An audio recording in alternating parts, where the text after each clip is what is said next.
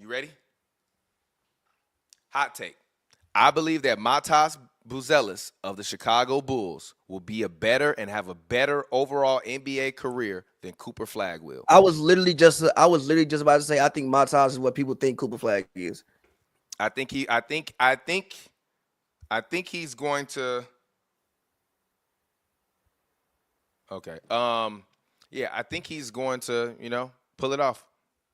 Um, as far as the Bulls, he number one, kudos to the Bulls. The Bulls finally did, I think, what people wanted them to do, right? Which was like you've been saying for years, like, oh no, the Bulls need to break it down, rebuild.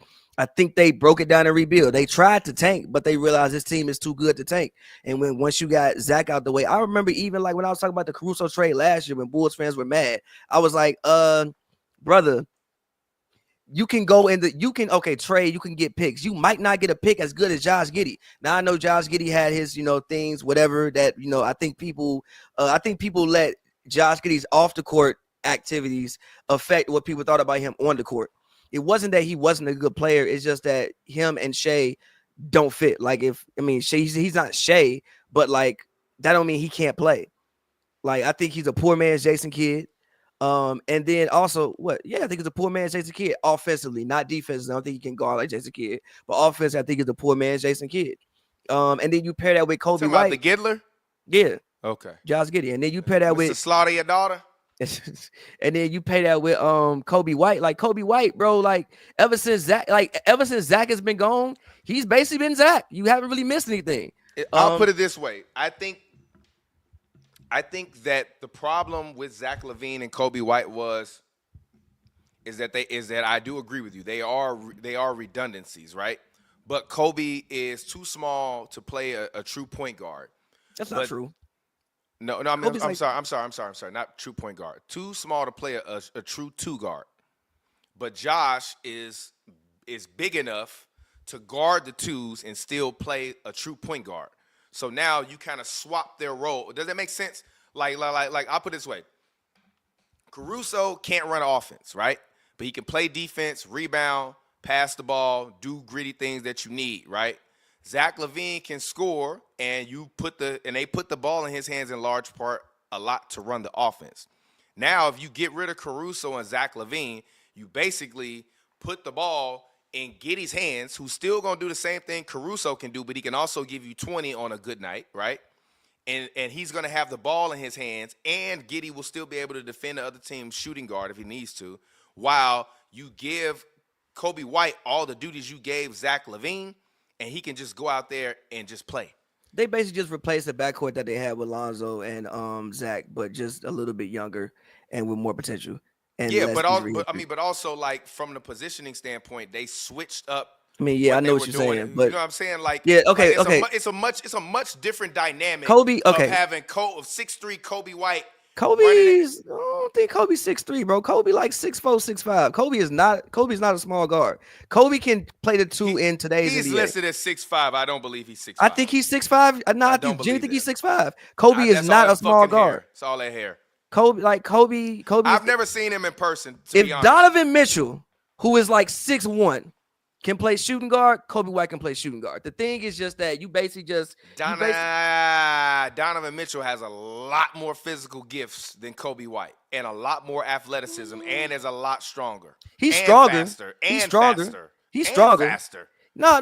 Listen, he's stronger for sure.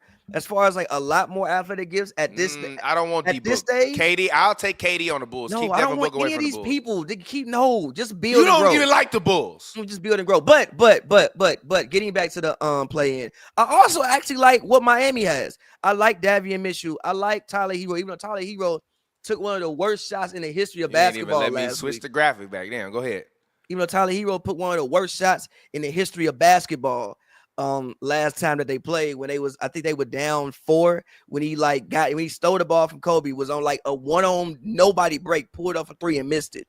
But I also like what the Heat did as far as resetting their team.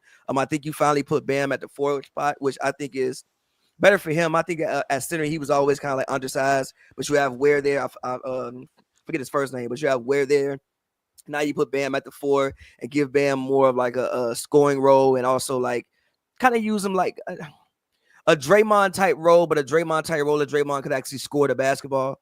Tyler Hero, obviously, he's got what they get you 24, 25. But as far as in this game, I'm picking the Bulls, bro. The Bulls been rolling.